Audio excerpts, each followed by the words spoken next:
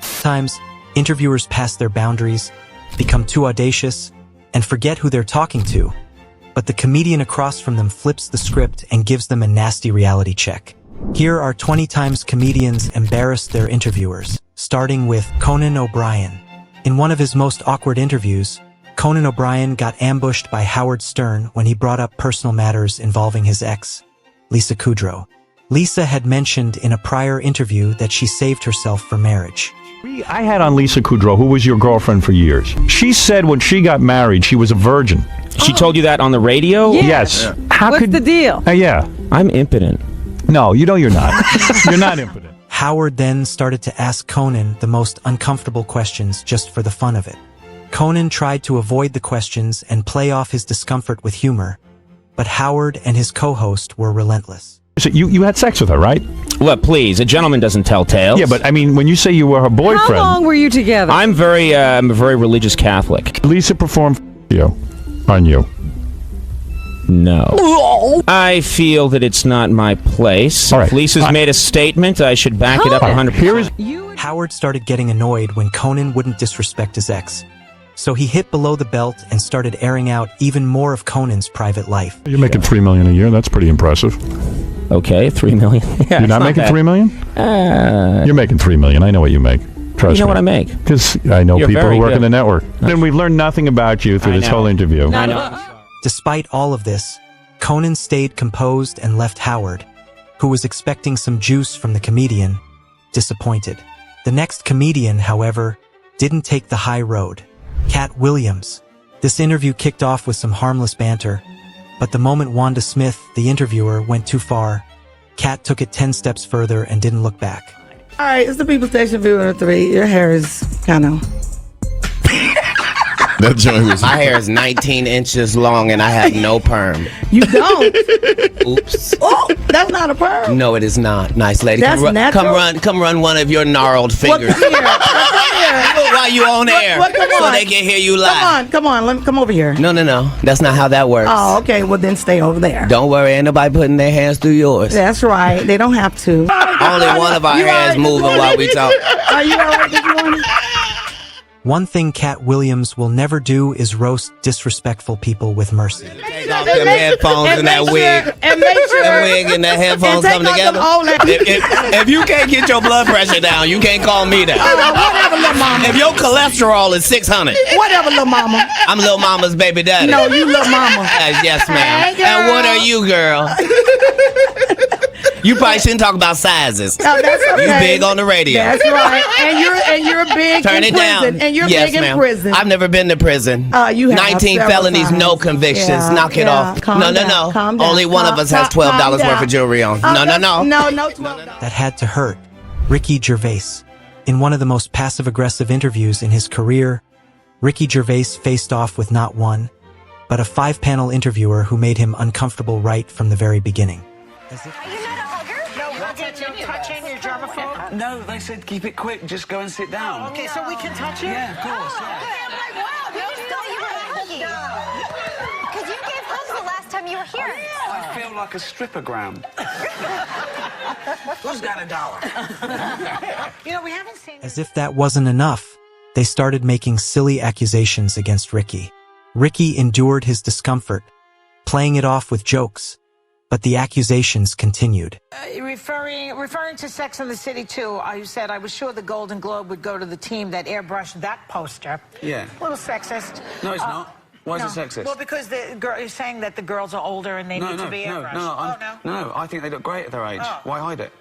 Oh. I don't think that you lose your sensuality or your beauty because you hit 53. I'm saying, why are they hiding it? Oh, I see. Do you think that the joke, when you have to explain the joke, that maybe it wasn't told, that because people didn't get it, or you think that most people got it? I'm defending my motives, not the joke. I stand by the joke. Yeah. I don't think I have anything to apologise for, but that's not the joke. I think if you're going to criticise, you've got to understand the joke before you can. Okay, how about this one? Referring to the I Love You, Philip Morris movie, you said, 2 heterosexual actors pretending to be gay, so the complete opposite of some famous Scientologist then. Wink, wink. I didn't name them. the HBO special, Talking Funny. We just saw a clip from it, right? So we got Jerry Seinfeld, Chris Rock, Louis C.K. No women comedians on that panel? Who would you replace? I don't know. Replace or add? No, because it was 4 people. Because it's just 4 people. Yeah, so who would you take off? I wouldn't. I would just add. There you go. These are his favorites. He has the Perfect, right. isn't it? I think that you're right. We don't have a male on our When panel, I do so a we're kind special of like guilty. that, I will do it with Yeah, women. no, exactly. They're my friends, and I chose my friends. Oh, Maybe. and also, men are intimidated by funny women, so we didn't want them in the room. Is that right? That's a joke. While Ricky handled that very maturely, the next comedian wasn't so gracious. Chelsea Handler. In 2014, Chelsea Handler went on Piers Morgan's live show, but things didn't go as they should have. And then, after the commercial break, Chelsea had more to say. I want to cross you, do we? I don't know. Do you? I quite like to cross you. I like you when you're being nasty. Now you were The tweeting. tension continued for most of the interview, with Chelsea seizing every opportunity to throw jabs at Piers, even though Piers tried to downplay the situation. I mean, I'm a comedian. I laughed. I thought they were funny. But You don't people- have to laugh. You don't have to like it. People But try to that's, claim you were being racist, but you weren't. Clearly, the one thing you're not in life is a racist. Yeah, I'm not. I can't take those claims seriously because that's very far from the truth. If I got really upset about it, then there might be some truth to it. What's the moment if I said to you, I can give you one moment back in your life to repeat right now? What would you choose? It would be spending this hour differently. It didn't stop there, though. A clip from This Means War with a spoon and bag, of course, with Chelsea Handler, clearly displaying her incredible acting chops there. Well, I didn't write that, obviously. Just a little joke. You're so funny. Sometimes you think you're a good- you're so funny. Sometimes I forget to laugh. Are you a good actress? I'm not a bad actress. I can act like myself. That's better than I can say for some people. But no, I wouldn't. In your life when you're not working. What Well, will your life here be this week? What will you do? Well, I am working this week. I After do this a show, show. where do you go? What do you do? Well, I have to come here and tolerate this nonsense, and then I have to This go. nonsense is designed to... Next up, we have Shane Gillis. On the Flagrant podcast, Shane Gillis faced Andrew Schultz and a bunch of others in what was supposed to be a harmless and friendly session. Shane actually has been working out, dude. This is Let's see it. Hold on. that's crazy. Oh my God. Bro, you look good. Is this from West Point? That actually is. You guys, and you know what? That's his rival's profile picture. Shane, can we click the video? I just want to hear the sound. I just want to hear the sound. It's his Sue. It's his... Nah, you look great, dog. Congrats. I don't think that's funny. But yeah, I see that. I see why. Like you don't get it, you mean? Yeah. But that's not me, so Yeah. I don't understand it. Yeah. I don't get the joke. However, Andrew threw very sensitive jabs under the guise of jokes. This was particularly insensitive and malicious, as Shane has been vocal about the presence of Down syndrome in his family. Next bit then. Dude, I was watching your TikTok account. What's that? Which one? That's better. Yeah. That was a better. The Gillian Keeves? That was a bit. No, your personal TikTok. I don't think, I swear to God, I don't have one. Also, you sounded 38 when you said that. That was great. Yeah, your Yeah, TikTok, your account. TikTok is also your account. Your account on TikTok. Yeah, I was Do I watching have it. it? I swear to God, Well, I maybe don't. somebody's doing an account with you on TikTok. What but is it's- it? I What mean, are it's those doing? hilarious. Is me doing moves? It's you doing dance moves. Are and you all trying that to kind find a of guy with Down syndrome doing TikTok? Is that what you're trying to do? I Search didn't it. say that at all. I didn't. Search it. Search it. It is going to be good. GillianKeeves.tv, dude. There's gonna be a lot. There's gonna be a lot to go through here. Down syndrome dudes love TikTok. Son, my guy's nice. By the way, that's wild. However, Shane, although uncomfortable, let the joke slide, yet the men persisted. these guys are awesome. Yeah. They're having fun. Yeah. For you guys to sit here and be like, Wait a minute. let's bring it up and mock them. That's up, dude. That's We're a dude. We're mocking By you. Yeah, by yeah. using them as an insult. Using. Yeah. We're using you. So you're insulting them by saying I look like them? Or We're you're insulting me you. by saying I look like them? This is you back in your victim thing. No, I'm not being a victim. I'm saying the jokes you're doing is not, it's not like, It's not PC? that's not cool. You know what's really great? Triggering? You're making fun of these guys, these Down syndrome dudes, Yeah. putting out TikTok videos. You're punching down. This time, Shane couldn't help it anymore. Shane immediately let it go and moved on to other topics. Bill Burr. Bill Burr hates nothing more than agenda-seeking interviewers. So when he encountered one at an award show, he didn't hold back. Your reaction to Luigi Mangione? I was reading up, that perhaps you've been supportive of what he did. What is your take on that? If you were reading up, I don't think you read up on it. Because I said what I felt about it, and I said what a lot of people said. Some people took it that way. So could you clarify what you think? No, I'm not going to just have some controversial moment so you can get clicks. I'm not doing that. I'm here for Conan. I'm not doing all of this. As if that wasn't enough, another interviewer thought it was a good idea to continue where his colleague had stopped. You said about Elon that he was ruining Earth, I saw on The View. You're critical of him. What do you think of all the boycotts, like even the violence I don't watch the news. I don't watch the news. I have no idea what's going on. I watch Instagram.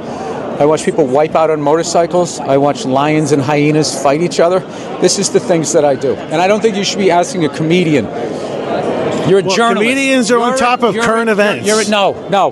That's weak. That's you guys passing the buck. You guys need to have balls again, which you don't. You guys always goes, should we be thinking this? Duh. You guys present stuff like that. You guys used to have balls. You need to get your balls back. And it's not my job. I am a dancing clown.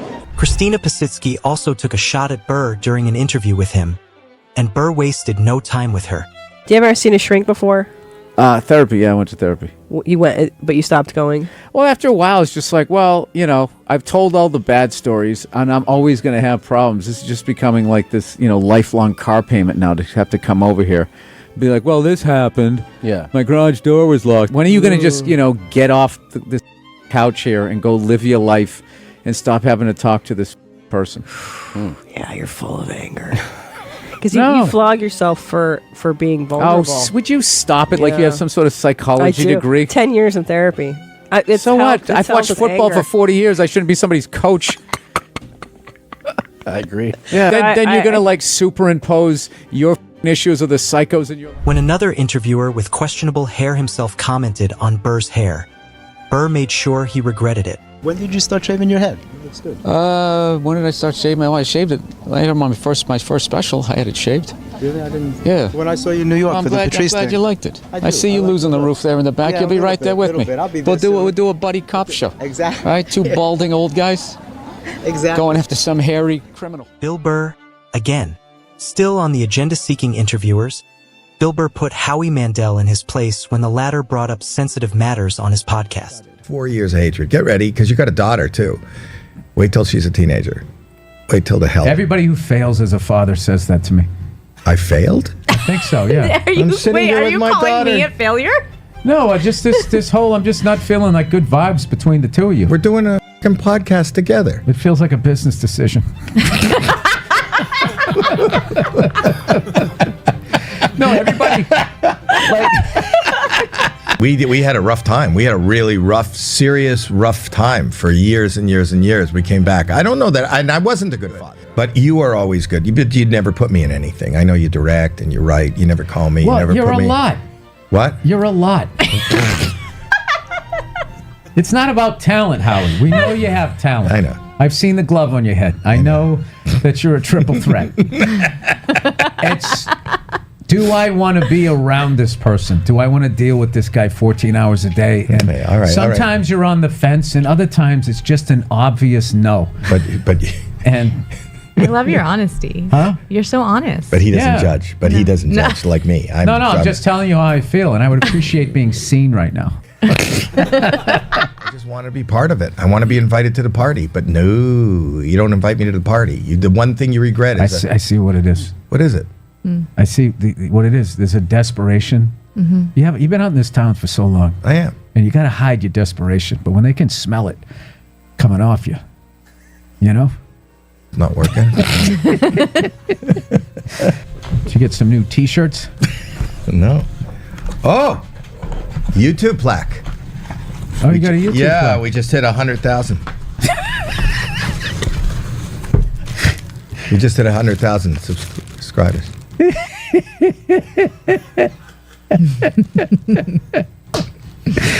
Oh my God!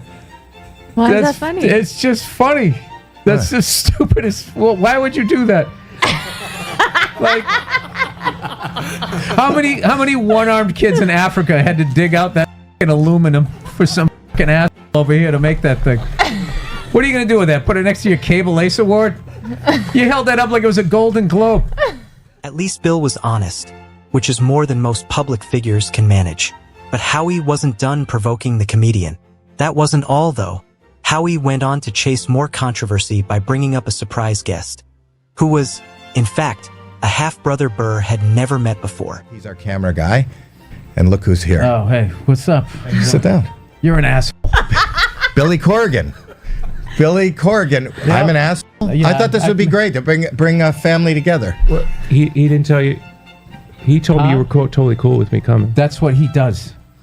That's what he does. I thought it would be so a then, good like, surprise. can this be like edited out, or no? I can go. I mean, you told me Bill was. All right, no, I'll do it. Like, did you ever think the fact that I never told that story, that maybe you shouldn't? Did you ever? You know how many fucking, like, emails and crap that I got? Like, I sort of like went away from that. So let me just fill in. Let me just fill in. Do we talk on a regular basis? We've never met. So Billy Corrigan was nice enough on my podcast to talk about the fact that he told a story that he had never told before, that his father traveled. My stepmother said to me, "Do you know who Bill Burr is? Bill Burr might be one of the children that your father sired in his days on being a traveling musician." If you do the math, he was a piece of shit. And he had two kids this close together, and he named them the same name.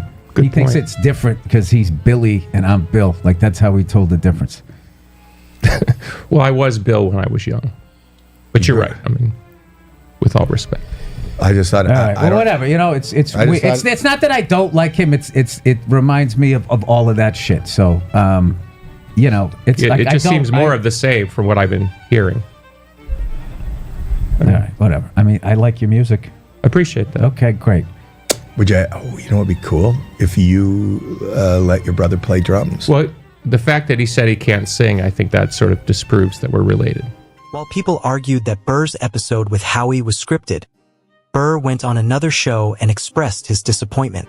And called Nick Saban Alabama Jones because of the hat that he had. It looked like. Did you see that? Yeah, I did see that. That was fantastic. That was absolutely hilarious, man. Yeah. So you and Shane Gillis tonight going to raise some money. By the way, that was my way of just kind of bringing up Billy Corgan to you minutes ago when I asked if Ed Harris is going to go on a podcast and ask if you acted like is your that brother. what that was? That's Yeah, what that yeah, was. yeah. Well, was that? People want to know. Were you really pissed? Huh? But listen, I don't like talk about your stuff. Yeah, I don't. And so, like, Howie did what he did. Yeah. Because he is a Hollywood whore. And he doesn't care what happens, that he just didn't. Okay. You All know, right. he could have said something and he just threw it brings out there. up all that weirdness. You know, I had no Billy's idea. fine. I mean, that's the first time I ever met him, but that was like fine or whatever. He's a But like, diehard I sports did fan, not by the way. appreciate, what Howie did. No, not okay. at all. All right. So No, then, no, but he's like Howie, so he's like sort of hard to hate.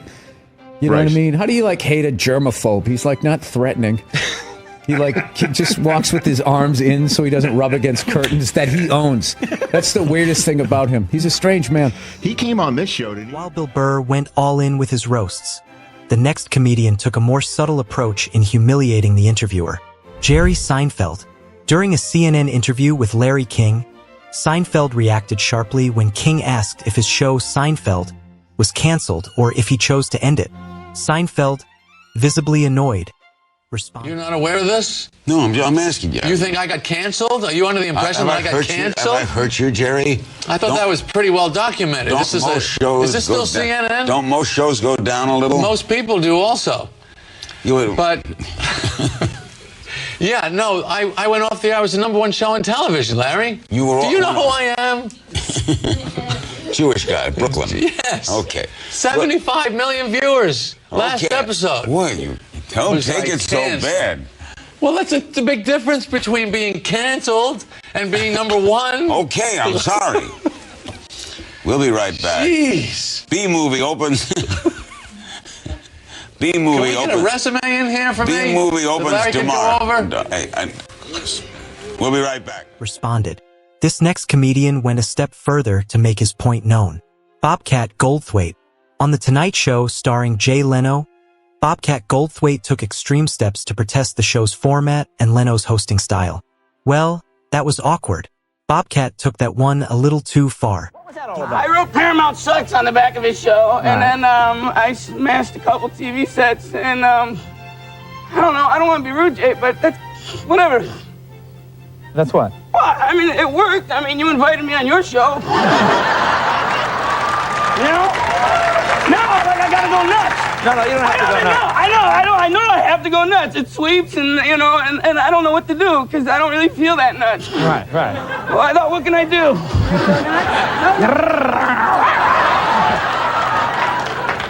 No, I don't know. I can mess up your hair, but that's not funny, or I don't know what I can do. Well, do you see yourself as a role model for our young people? I think I'm an excellent role model for children. Really? I think they need more role models like me. Really? Yeah, that's the problem with Americans' youth today. I don't know what else. I think, well, it is sweeps, and I love Jay very much, and I thought, well, what if I don't know, what if I set his furniture on fire? No, don't set that on fire. Now you have to sit in this. Now sit down. I'm not sitting in it. Sit in that chair. You know, Jay, I'm no stranger to sitting in gas. Give me this. You think I'm like a dog? You're gonna rub my nose in it? Sit in that chair. Sit down in that chair. Now where's he going now? He later pleaded no contest to recklessly setting the fire, resulting in a $3,888 fine and a PSA for a burn center. Too bad. The next comedian, however, used his intellect. Andrew Schultz. Andrew Schultz and Charlemagne the God argued about the context of African American. And things got a little tense when Charlemagne started to miss the whole point of Andrew's argument. Can I just ask a question about the African American? Like, did we really need to put, like, I think we know where you guys are from.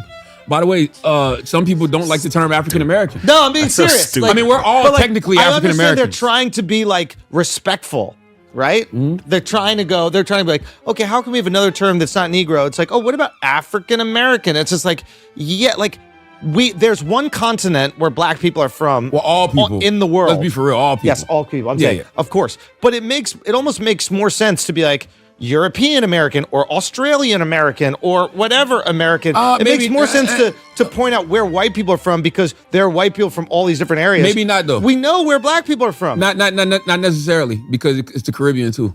The Caribbean's heavy too. You know what I'm saying? Yeah, but so not necessarily because if that was the case, technically all of us would be African Americans, right? Because that's not the point I'm making. The point I'm making is they're trying to be polite by doing the most obvious thing. I don't know if that's obvious though. That black people are from Africa? Not all black people. Those black people from the Caribbean, where were they from? They came from Africa, but that's the case. Everybody's from Africa then. So I don't know if that. What's going on? And you have Americans Everybody here. at home. What's going on right now? No, listen. What the fuck is happening? If you shut the fuck up and listen, you have Americans here who don't like to be called African Americans. They like to be called foundational Black Americans because some people feel like they were here. If that they feel like they were here before the slave ships brought black people from Africa. Oh wow! Especially if you go to like down south, people in South Carolina, people in Virginia, like they feel like they were here, just like Native Americans. They feel like, and some people feel like Native Americans were black people too. Yeah, Not all of them. Some natives believe you know what that. I mean? Yeah. So I don't think I think it's a little bit more nuanced than just saying all black people are from Africa. No, I guess what I'm trying to say is there's this name, there's this label that is brought up. Before we felt comfortable just going black and white, right? The caste system, yes. Well, sure, whatever. Now we just go black. And black is all encompassing. And it's just like, okay, whether you're from the Caribbean, you're from Africa, it doesn't matter. Black, that makes sense. Well, Caribbeans hate that. Caribbeans hate being called black people? Yeah, Caribbeans want to be called what they are. They want to be called Jamaican. They want to be called Haitian. Well, that's different. That's what country, that's your nationality. That's not your race. That's how they feel, though. They don't want to be referred to as black. So they don't want to have a race? No, they'll get upset about that. Well, they should be called Jamaican because they're from Jamaica. That's a nationality. We're conflating two things. There's nationality and race. Mm-hmm. Yeah, so black Americans here, we don't have a country. So that's why they have to just the engulfing term of African American. Yeah, I know. I'm aware of this. I'm trying to explain it to you guys. No, but why'd you say it's a dumb thing? It's obvious. It's not, though. You just No, explained it is obvious, but what other term would they? No. call? I guess. Okay, Yeah. let me back up. Everybody, just take a fucking. Oh, deep you mean breath. it's obvious why they refer to people as that? No. Why? You don't need to say that a black person has roots in Africa because there's one place in the world where black people come from, Africa. So I don't think you need to go African American. You're like, it's already self-explanatory. We can see, we know. White people, wait for it. White people happen to be from a bunch of other places in the world. What I'm saying is it almost makes more sense to have the descriptive word before white people. So if you had black African American, you could have European American for white people, or Australian American for white people, or fucking Argentine American for white people, or South American American, whatever the fuck you want to say it. I guess what I'm saying is because it's not as self-explanatory for us. What's interesting is that some people would say what you just did is a form of white supremacy, and I'll tell you why. No, it's because you haven't paid attention for the last 10 minutes, and it's driving me crazy. I'm making the argument. Yes, but no, you're not listening, and it's starting to fucking drive me crazy. I'm making the argument that all black people are from Africa. No. You just said that. The oppressive term. Yes. Okay. African American is in some ways oppressive because it acts as if the black people that are in America, right, aren't just Americans. They're from Africa, Asian Americans, African Americans. Why is it the white people just get to be American and then all these other people are Mexican American, Asian American, whatever? Okay? What I'm saying is... They do say white Americans. Oh my God, you're not listening again. They do. No, it's fine. Nobody says white American. The reason why it's oppressive is because white people just get to be American and everybody else gets to be this word American. You know he just changed the argument. But the tension didn't stop there. He changed the argument to say, yeah. Now you're like, yeah, that's right. Well, how come we don't get to just be Americans? That's not what you were saying. No, you looking at my haircut and you're assuming racism, which is your prejudice because you're a fucking racist. No. You're a racist. No. What I was trying to say from the beginning is the other ones are so obvious. When you look at, you don't have to say Asian American. I'm looking at you, buddy. I fucking know. But I fucking know. But so what I'm trying to say is, didn't you just let me get it out. But don't you negate the existence of Jewish people, Scottish people, any white person that's from any person of pale skin that's from another country? I'm not done. You're not letting me finish. If you let me finish. I just gave him another point to finesse. Watch. Okay, ready? The woke argument I was trying to make, but you guys assume it's racist because of my haircut. The woke argument I was trying to make is that nobody else needs that label. What is it called? A noun or something before American. What is it? Adjective. Adjective? Yeah. It is?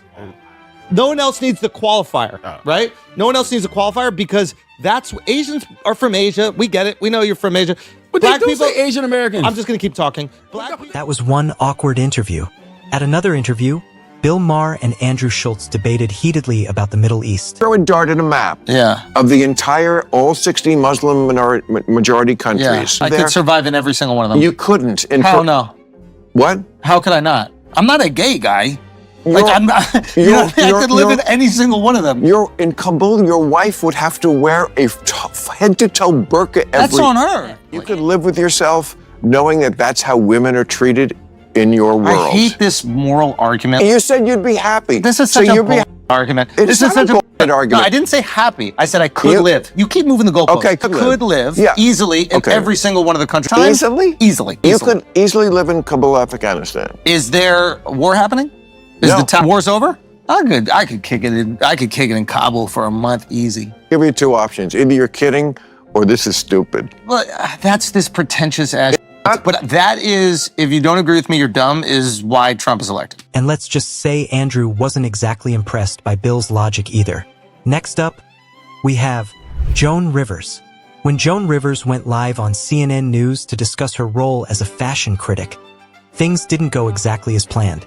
All these, I guess forays, it's been, very, very good to you. And you've got best-selling books. You sell out on stage, even with your fashion critiquing. While it's very mean in some ways, people can't wait to hear what you have to say. Really? It's not mean? You can. It's not mean. I tell the truth. I'm sure I say the same things that all your viewers say to their friends sitting next to them on the couch. We're one of the few shows that says that's an ugly dress. And that's okay. These ladies make $28 million a picture. You really think that Nicki Minaj cares. I didn't like her dress. You know, when you're in that kind of a bracket, you don't really care. Yeah, you're not Someone really doesn't worried like the about dress. feelings being hurt.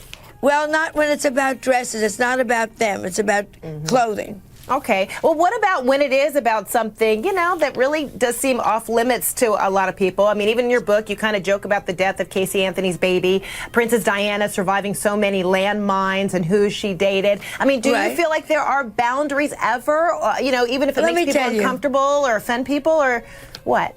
Life is very tough, and if you can make a joke to make something easier and funny, do it. Done.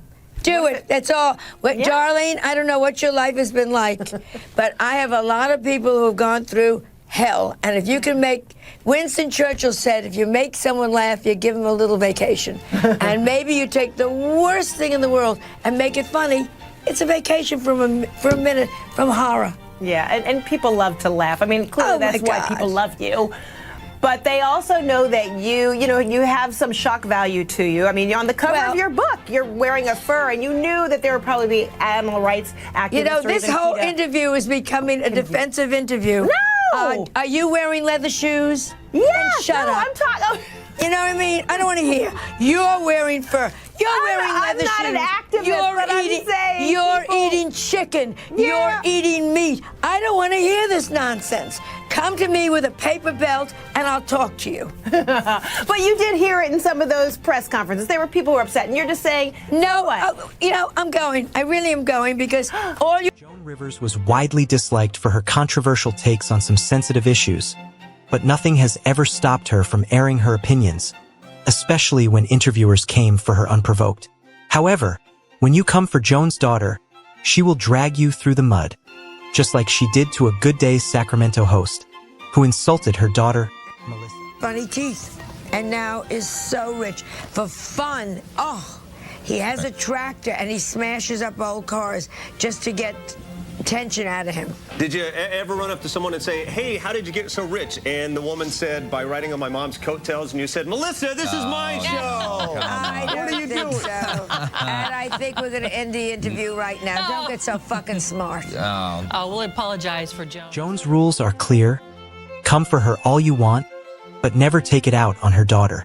In the following case, Joan flipped the script. She was the interviewer, but still came armed with her comedian wits. So when Jessica Hahn tried to come for her, Joan didn't let her get away with it. I'm the President of the United States. Yeah. Is that what Kennedy would say? Yeah, I would think so. I would use it. Yeah. One of the biggest scandals that happened, not so much in New York City, but in New York State, and it made headlines all around the world, was about a shy church secretary named Jessica Hahn. And whatever became of her, she became this big, sexy media creation. Joining us now via satellite from Los Angeles is the super scandalous Jessica Hahn. Hello, Jessica. Hi, Joan. Now, how did you survive scandal? Look at you. You look very snappy.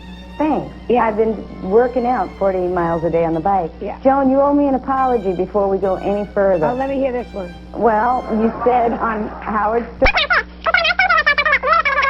I'm a parody, but you said something that my little brother heard that day, and you being a mother should, you know, you understand about your daughter. Are you wearing pants while you're telling me all this? I just No, want to I'm know. not wearing anything. So that's what I'm saying. So what are we talking about? What? I said you I'm talking about when you said to Howard that you can believe this, you can probably edit it. I don't want any at my Christmas party. Don't invite Jessica Now, Hahn. number one, maybe the people that you know talk in those terms. I don't talk in those. Just a minute, Jessica. You just said your thing. I don't discuss. I have a tape of parties, it. we don't have girls on their knees. I wouldn't have thought to invite you to begin with. Joan Rivers, didn't say this, and I wouldn't say it. Joan, and I don't want to be accused that I said this. Because I have. Let me say this. Jessica, I wouldn't invite you to my party. You're not my friend. And I know, but you said to my party. You said to Howard, Joan, you and me, Joan, why don't you look? I have a tape of it. Don't try to talk over me. Why don't you be a woman about this and be... You're a nice lady. I've met you. Joan, you live come your on. life your way. I live my life my way. You're not invited to my parties. I don't want to go to your cheesy little parties. First of all, All I want you to do. At a party I gave a year ago. I have audio tape of it, okay? I have audio tape You're of worried it. your brother heard me say you can't come to my party? Your brother should worry about who you slept your way to the middle with. I mean, that's John, let me tell you something right now. You know what your problem is? Hold on. Let me have my fair say.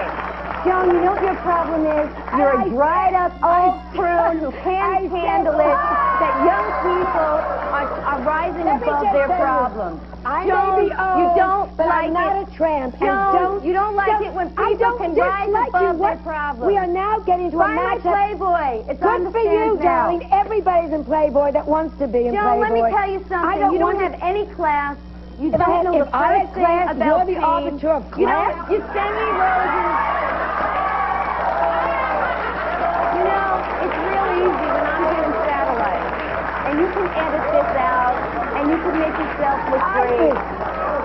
You know, Joan, you're missing non-censorship, and yet I know you'll edit this Jessica, I out. don't know how this started. I wouldn't say those things. I'm sure I said, Joan, I have a don't want big you audio I of don't it. want to yell at you. I don't usually yell. I don't go into hotel rooms with men. I don't spend my life on knee pads. I So don't think even it's make part of Miss my- Ritter.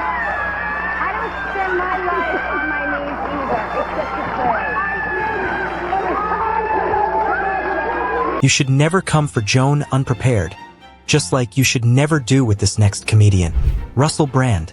Russell Brand appeared alongside Senator Bernie Sanders and an MSNBC journalist on Bill Maher's show. But shortly after Bernie left the stage, things got heated between Russell and the journalist. Disingenuous to claim that the biases that are exhibited on Fox News are any different from the biases exhibited on MSNBC. It's difficult to suggest that these corporations operate as anything other than mouthpieces for their affiliate owners in BlackRock and Vanguard. Journalist, however, didn't take this criticism lying down.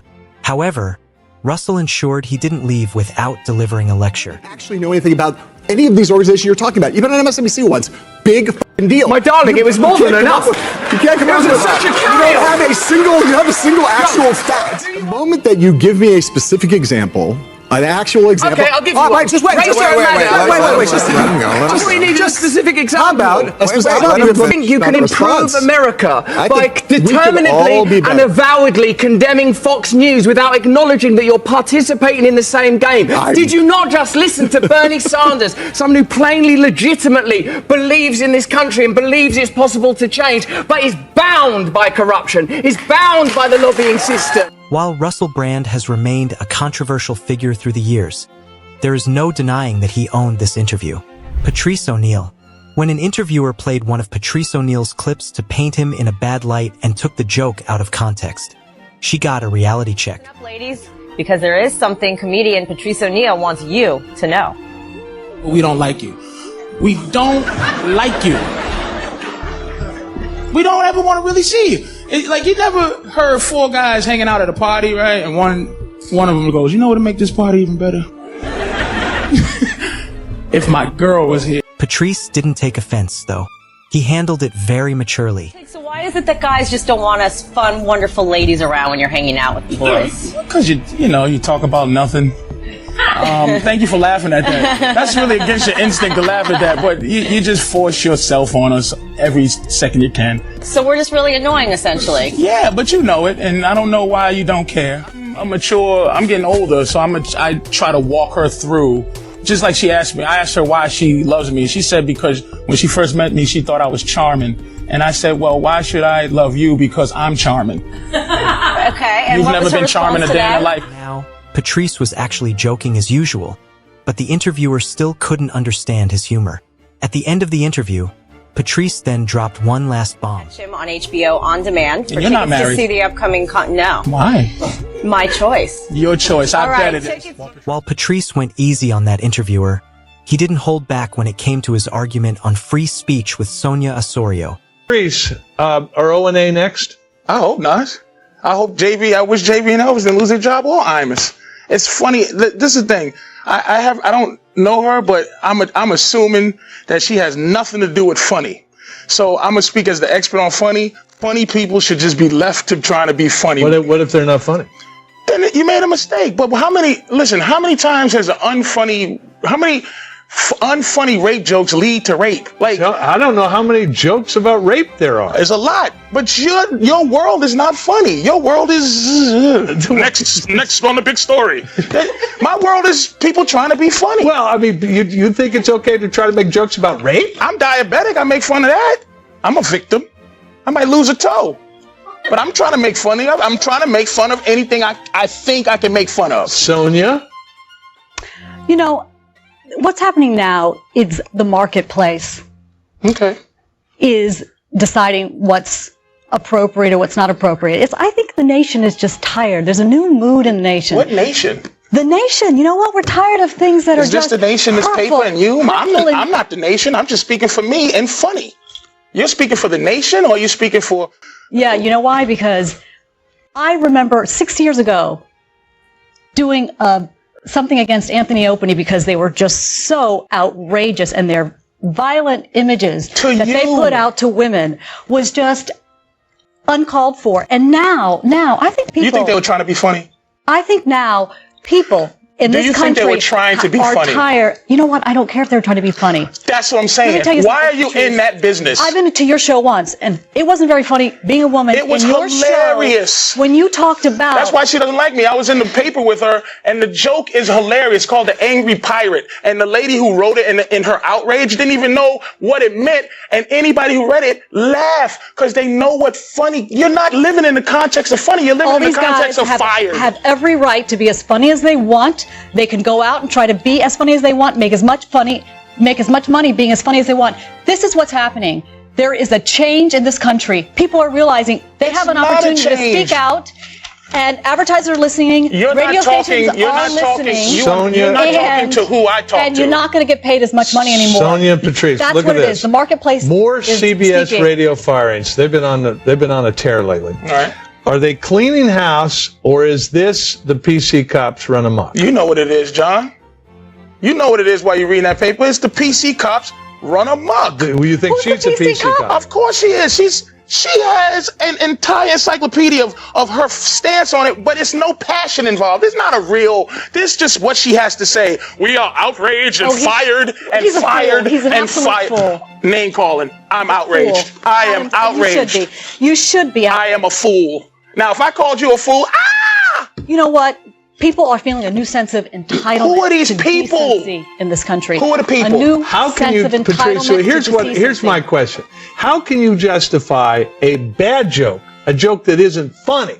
Wait a minute. Go ahead. An attempt that isn't funny, doesn't get any laughs, and is about raping the first black woman to ever become the Secretary of State of the United States. Throw that at me. Well, why not? The attempt is what I'm trying to fight for. The joke funny jokes and unfunny jokes are come out of the same birth. That you don't know if anything is going to be funny. You should attempt to be able to make anything funny. Don't you think a joke about rape is doomed to be not funny? It's possible, but I've heard them. You've heard a funny rape joke? I'd say a couple. Watch my HBO special. I'm pretty good at it. Yeah, Patrice says that if you're having sex with a woman, doggy style, and if you hit her in the head just the right time. No, it's ejaculate in her eye and kick her in the shin, and she walks around like, arg! It's the angry pirate. That's what she was trying to say. A violent act of hitting her in the back of her head, her body. It's called the donkey punch. Which will then... Why are you laughing? She's outraged. It's called the donkey punch. It's whole humor that she has no clue what it is. We have the same problem that Opie and Anthony does. You can't say just anything on the air. You can say anything you want. It might not be funny. You might get in trouble for it, but you should be able to be attempting. And plus, when is a crazy bum going to get an opportunity to rape the president? If the president's wife, John? It was trying to be funny. All right, Patrice, why aren't I hearing Al Sharpton complain about this thing involving Congress? Because it wasn't involving young black women. Well, it's involving a very prominent black woman. Well, where was she during young black? Everybody has their agenda. I was there. Oh, I'm sorry. Yeah. All right, excuse me. But why am I not hearing from Sharpton? Because it doesn't concern him. It's not concerning him. It's black. It's, you know, come on now. You know, Al Sharpton has his agenda, and it was perfect for Al. Young black women. And now she's representing just women in general. She's not representing the nappy hoe part. She's representing just the hoe. The nappy headed part, she has nothing to do with. Just the hoe. Sonia? You know what? Women have been abused publicly in the media for too long, and people are tired of it. This has been a beautiful response of just the general public saying to advertisers, we're your consumers. We don't want to have to avoid everything in the street. We don't want to have to worry about what radio station we turn on. And there is some really derogatory, violent thing to deal with. You're going to get all your information, ma'am, is secondhand from someone making you aware that someone may have said something that you should be upset about. It's a shame. Your constituency, the people you represent aren't all victims in this matter. Teresa Neal, thank you very much. Quite intense. Kevin Hart. On the Ellen DeGeneres show, Ellen brought up one of Kevin Hart's scandals, allowing him to address the issue appropriately. 24 hours to glow in the glory of Kevin Hart is hosting this year's Oscars. And when it happened, you know, my first thought is I'm going to ignore it. I'm going to ignore it because it's 10 years old. This is stuff I've addressed. I've talked about this. This isn't new. I've addressed it. I've apologized for it. I'm not going to pay it any mind. Because when you feed into that stuff, you only add more fuel to the fire. Right. I'm not going to do. I'm going to leave it alone. Another day goes by. The fuel is now, it's growing. This fire is angry. It's all over the place. Now the headlines are starting to change. The headlines are Kevin Hart refuses to apologize for homophobic tweets from the past. The word again was left out. Everybody took those headlines and started to run with it. So now the slander on my name is all homophobia. Now I'm a little upset. I'm a little upset because I know who I am. I know I don't have a homophobic bone in my body. I know that I've addressed it. I know that I've apologized. I know that within my apologies, I've taken 10 years to put my apology to work. I've yet to go back to that version of the immature comedian that once was. I've moved on. I'm a grown man. I'm cultured. I'm manufactured. I'm a guy that understands now. I look at life through a different lens, and because of that, I live it a different way. So now, I'm kind of upset because these 10 years are just being ignored. They're being brushed past. Nobody is saying, guys, this is 10 years. No headlines are saying 10 years ago, he apologized. Nobody's finding the apologies. Nobody's finding the footage from where I had to address it. I had to address it when I did Get Hard promo with Will Ferrell because of my joke that I had about my son. I had to address those tweets in 2012 in a very, very heavy junket where I was asked questions about homophobia based on those tweets. And I had to address it and apologize and say I understand what those words do and how they hurt. I understand why people would be upset, which is why I made the choice to not use them anymore. I don't joke like that anymore because that was wrong. That was a guy that was just looking for laughs and that was stupid. I don't do that anymore. So to be put in a position where I was given an ultimatum. Kevin, apologize or we're gonna have to find another host. When I was given that ultimatum, it's now becoming like a cloud. What was once the brightest star and brightest light ever just got real dark. The Oscars is no longer about Kevin Hart stepping on that stage and taking a intense night where people are so uptight and making it loose and fun. That's my reason for doing it. I'm gonna bring fun to the Oscars. I'm gonna make the Oscars fun. Now all of a sudden, it's a little darker because the conversation is about me hosting the Oscars. The conversation is about Kevin Hart's tweets from 10 years ago and homophobia. I don't want to step on that stage and make that night about me and my past when you got people that have worked hard to step on that stage for the first time and receive an award. I'm now taking away from all those moments because the night is focused on something else now. That's how I see it. Because I saw it like that, I said I would much rather step down and apologize again while stepping down. Once again, I'm sorry if these words hurt. I'm sorry. But either my apology is accepted or it isn't. Either I can move forward or I can't. But you can't grow as a person without mistakes. You don't know what perfection is unless you've experienced imperfection. So I don't know the perfect individual that society is now looking for. It's not me. I'll be the first to say it, I'm an open book. There is no perfect bone in my body. I have made several mistakes and I embrace them all because I'm a better man today because of them. In this case, I just said I'm going to walk away because I felt like it was a conversation that was just going to continue and continue and continue. I would much rather say I'm sorry again and walk away because I want to be done with the conversation. I don't want to have this conversation anymore because I know who I am. I'm not that guy. I know you're not that guy. At least she didn't interrupt him. But then, when Kevin went on to ABC News, the host brought up the same issue again, and Kevin didn't seem so pleased. And Kevin, thank you for being here. Thank really you, appreciate Mike. you being here, man. And you apologized. You said you were sorry, but there are a lot of people who've taken an issue to the way that you've apologized. So what do you say to that? I say I'm done with it. It gets no more energy from me. That's why I said, for the last time, I'm addressing this. There's no more conversation about it. I'm over that. I'm over the moment, and I'm about today. So if it's accepted, great. If it's not, it's nothing I can control. Some things are left out of your hands. So I'm done with it. I'm over it. That's where I personally am. And then you said on Saturday. However, the interviewer kept pushing until Kevin had no choice but to evade the questions. That there is no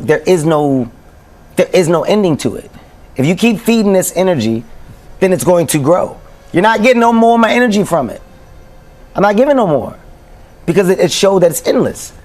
So I'm not shutting down the questions. I hear everything you're saying, but I want everybody to know I'm done with it.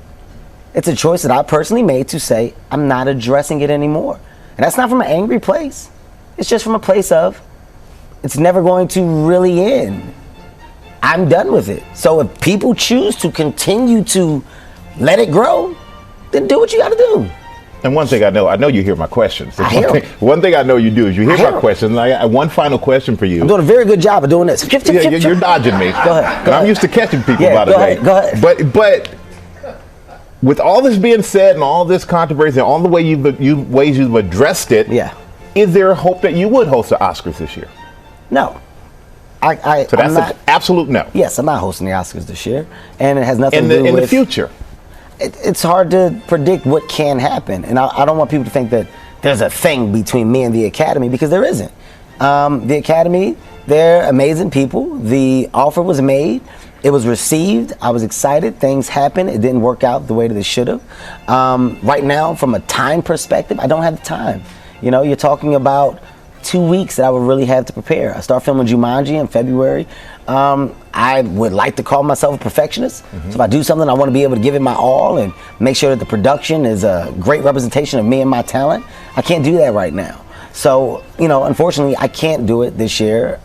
It's not going to happen. And in the future, if it does, it does. But it's not the conversation of today. You know, the public has made it a conversation of today, but I've removed myself from the conversation. It's not right. It's not in God's plan right now. And what God has for me is going to happen. It's already predetermined. So I'm not worried. I'm not shaken. I'm not upset. I understand life, and in life you have ups and downs, and within those ups and downs you learn, you educate, and you grow and you move forward. So hopefully people can look at me in the situations that I've been in life and understand there's always growth. You mature, you change. And when that happens, you become better. And that's on all facets of life, all over. So with that being said, when you know that you're that type of individual, you accept you for you. I'm so good with me. I'm so good with me. And that's not a cocky statement. That just means that I'm happy with me because I know the man that I now am. That being said, I don't have to prove that to anybody. I'm that comfortable. I'm that comfortable and I'm that understanding of my mental and my level of maturity. So for those that get that, thank God you do. For those that don't, hopefully you will in the future. And if you don't, I guess it just wasn't meant for us to have a friendly relationship. I guess we're not in each other's lives. It's not gonna sway me either way. I don't get off on the verdict of others and how they feel. That's not, I don't live life for others. I live life for me and mine. So those are the people that know me, those are the people that love me, those are the people that know my heart. And you know me, you know I know you a long time. You know my heart. I know you a long time, yeah. That's why I'm able to swerve you the way that I am up here, You man. didn't swerve me. I swerved you You good. didn't swerve me. I did. I swerved you good. You When asked you me one question, I said, whoop. I went like this, and then you asked me another one. I said, whip, like that. Swerving. That's what it is. Kevin, you didn't swerve. We're gonna watch this back. You did not swerve at all. But one thing I got to say is that you say you can't determine the future, but you can. You are going to stick around. We can determine that future because it's going to talk about your new movie, The Upside. There you go. But I would thank you for sitting here with me and talking with me about this. And we are going to come back with more with Kevin Hart in a little bit. Kevin, being a professional, never takes these things to heart, though. Much like the next comedian, Trevor Noah. Trevor Noah went on the BBC and faced an interviewer whose mission was to take him down. But Trevor made sure she went home disappointed. Racial observations have very much formed, at least in the early stages, the backbone of your stand-up comedy career. Do you now regret some of the jokes you made? And let me give you an example. You said, my mother, black South African, was saying, get me a white guy, get me a white guy. Well, my father was white Swiss, of course he liked chocolate. That sounds funny to me, even when you say it. That sounded really funny. Why would I regret that? Why would you regret that? Because some people say that's not really very funny. But the people laugh. Everyone can say something is not really funny. This is the way some people don't But like is it Indian more than food. that? Okay, let me give you an example. We have a very well-established black comedian in Britain called Lenny Henry. Yes. And he has said that he regrets doing that kind of joke where he said he would wipe his sweating brow and say, I'm leaking chocolate. But that's different. Well, it's not. It's using chocolate, isn't it? But that is different. Well, the Swiss love chocolates. Is not a term that is pejorative. But you're referring to your mother's skin color as chocolate. What he says. Yes, because my mom is proud to be dark, beautiful chocolate. Yeah. That's what she's saying. Well. And this is, in the book, I talk about this as well. I go, I saw people and race as chocolate. I wouldn't use that. I wouldn't use that. No. I'm that color, and I wouldn't say that. Listen, when I grew up, I believed that all people were chocolates. My mom was dark chocolates, my dad was white chocolates, and I was milk chocolates. So I see all people. So you see that as funny, but do you not realise that some people might not like that? And Lenny Henry went on to say that joke about how he was leaking chocolate. He says, I knew there had to be a better way of trying to put the message over, putting your jokes over without having to pick on people because of their colour or because of their race. Yes, but his view is different from yours. Because he's Lenny Henry and I'm Trevor Noah. Yeah, but he's black. Yes, but he was talking about leaking chocolate, implying that his skin color was not something that belonged to him. That is a different joke. He's just trying to say that his skin color is chocolate. No. You're splitting hairs here. No, but that is exactly what we should be doing. Because what you're doing is creating. I'm not sure I would. You're creating racial jokes. I would say. No, you're creating monoliths. You're creating monoliths of jokes, and that's not fair to do. Every single joke has a context. Every single joke comes from a place. The most important thing with comedy is context. Without context, no conversation is complete. Without context, no communication can truly be appreciated. But somebody could take that out of context. And you've said so it. I'm putting it to you then. Are you not, given what Lenny Henry said, are you not guilty perhaps with some of your routines or a joke like that, reinforcing prejudices and promoting stereotypes in the minds of people who may be inclined to think like that, and then they'll think, oh, Trevor Noah says... The tension was rising, but this woman wouldn't just back down. You moved just a few years ago to the United States. Your routine as a comedian often mimicked Africans and also African Americans. And about African Americans, you have said this: you are not African, but we play along. It's a very loose term, African American, because half the time you use it for people who aren't even African. As long as you're black, they say African American. I didn't deliver it like that. You're not doing my jokes justice. Okay, all right, yeah, I'm not Trevor Noah and I'm not a comedian. No, but you see, that's... But I'm just asking, are they not African American? Here's what you're missing. what you're doing right now is the equivalent of me saying, now it's raining more than ever. I'll be here with you forever. You can always be my friend, standing under my umbrella. Ella, Ella, Ella, Ella, Ella, Ella, Ella, Ella, A, Ella, Ella, Ella, A. I seem like a mad person right now because I'm not doing everything that was within the context of the song Umbrella by Rihanna. When you were doing comedy merely by words, I spoke it. My eyes, my voice, my connection with an audience is completely different. People can see when you are being playful. People can see when you are saying So you're something being playful about that you don't believe. That is what satire is, though. Fine. You're poking holes. So you're So in that. you don't believe what you say. No. What you're leaving out in that whole joke is what I was talking about was how in America, Anglo-Saxons had successfully removed Americanisms from minorities. So every single group in America had an identity attached to the Americanness except white Americans. So it's African American, Asian American, Hispanic American, Latin American, Native American. Well, you have Irish Americans, No. Polish But that didn't become on a box. And this is a joke for Americans. Understand that. So as an American, they understand this. All right, on the boxes, there is no Irish American. There is only whites. But there is African American and there is Asian American. But you know, and there, do you get what I'm saying? Right. So I do get that's what you're the whole saying. point But the of point joke. I'm trying to make is that there was a shift amongst the Black American community to start calling themselves African American. They didn't want a definition by default, i.e., you were not white, so therefore you were black. Yes. They wanted to have a hyphenated identity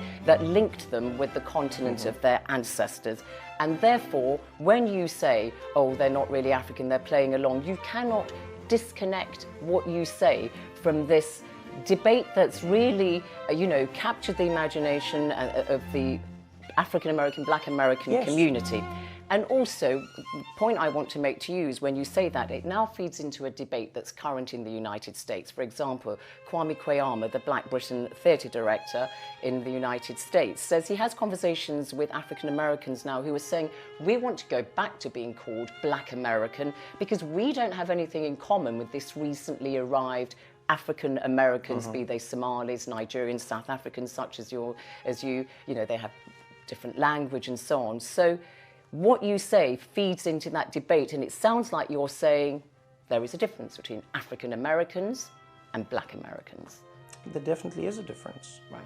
But these are differences that can be celebrated or used to separate people.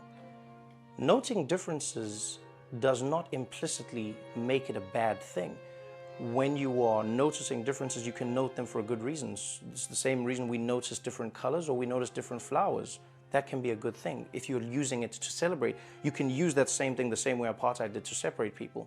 When you talk about African Americans, the one conversation that I was talking about was I was traveling America and I was going to a lot of universities, and I came to realize in many universities in America, the conversation you're having right now, they had an African American student body.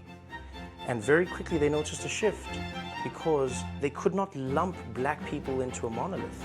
They could not lump, because there were people from the Caribbean who said, we are not African American.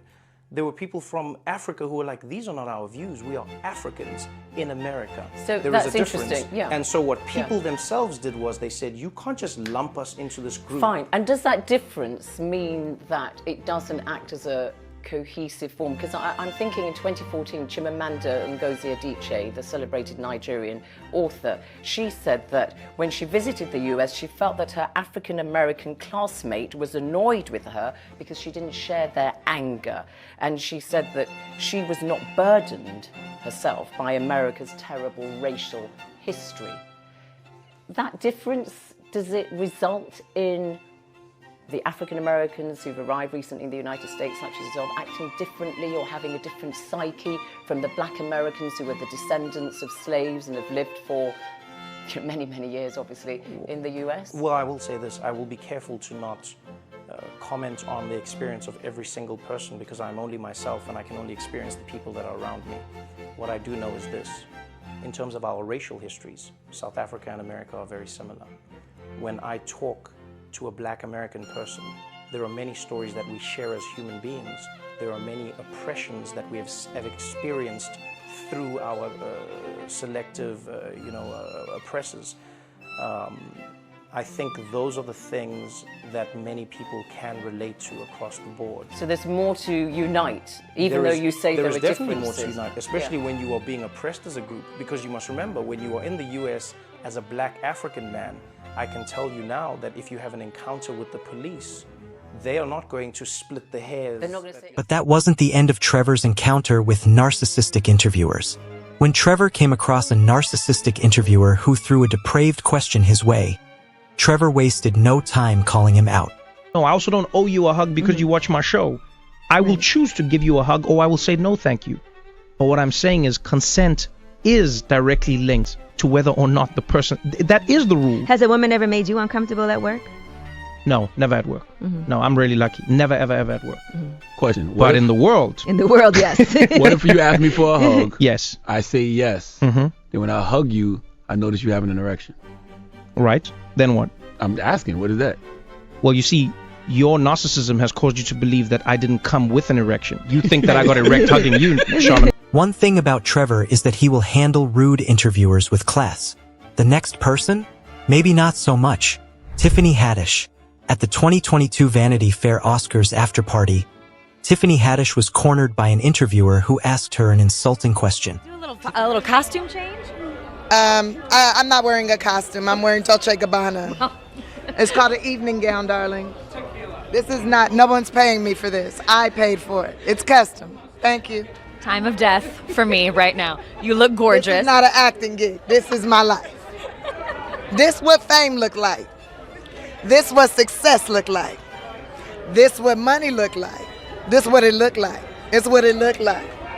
When is your book coming out called This What It Looked Like? And I will just read the entire book. That book's not coming no time soon, but I Curse You With Joy will be out in November. Okay, okay. And Layla, The Last Black Unicorn, will be out next month. I'm doing so much right now. Okay. I'm just, trying to accomplish a lot of things before 50. What are you doing? Tiffany's reaction sparked mixed reactions, with most people saying she must have gone too far. If Lauren Zima has learned anything, it is never to call Tiffany's designer dresses costumes. Jim Carrey. Jim Carrey attended the 2010 New York Fashion Week, hoping to relax and have some fun. What he didn't expect was to be cornered by an news interviewer on the red carpet. Jim Carrey, yes. What? I've covered a lot of fashion weeks. This is the first time I've run into Jim Carrey. Wait, tell me, is it true you're wandering the streets? You need a date to the party? What's up? No. I'm doing just fine. I just, there's no meaning to any of this. So I wanted to find the most meaningless thing that I could come to and join, and here I am. They're celebrating. You got to admit it's completely meaningless. Well, they say they're celebrating icons inside. Celebrating Do you believe icons, in icons? boy, that is just the absolute lowest aiming, possibility that we could come up with. It's like icons. Do you believe in icons? I don't believe in personalities. I don't believe that you exist, but there is a wonderful fragrance in the air. You don't believe certain icons have the power to make change, to think differently, to be bold, to inspire others? Artistry? You're one of them. On the good foot. Ha! Yeah. You shut it down now. Yeah, no, I don't believe in icons. I don't believe in personalities. I believe that peace lies beyond personality, beyond invention and disguise, beyond the red S that you wear on your chest that makes bullets bounce off. I believe that it's deeper than that. I believe we're a field of energy dancing for itself. And I don't care. But Jim, you got really dressed up for the occasion. You look good. No, I didn't. Was that an get dressed accident? up. I didn't get dressed up. Who did? There is no me. There's no you. No. We're not here. This is a dream. There's just things happening. And there are clusters of tetrahedrons moving around together. Okay. Yeah. So what's happening in our world right now? Because there is a lot of news that actually is relevant that's not that Here's uplifting. the thing. It's not our world. None That's of this the is key. real? Nope. Well, that was something. Chris Rock. Just weeks ahead of hosting the Oscars, Chris Rock appeared on The Tonight Show, where they tried to bait him into sharing a controversial opinion about one of the nominated films. And just like that, Chris escaped. So have you seen the movies? Like, do you have to know all the movies? Is that I've watched some of them. Yeah. Some of them. any clunkers? Anything you like? You don't like? I'm finding. they're good. There's some good ones. Yeah. Yeah. What are you trying to get me to say, man? Well, any clone, They're all better than my movies. You know? Well, that goes without saying. But anything. Hey, you did a movie too. I know. I know. I did a lot of your bad movie movies. went straight to audio.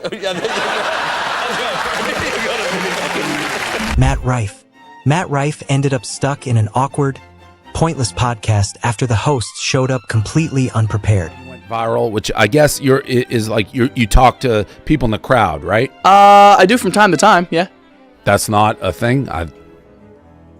No, it is. I mean, I would just say it more properly than that. Yeah, I do crowd work that happens to go viral quite often. Yeah, but I do way more than that.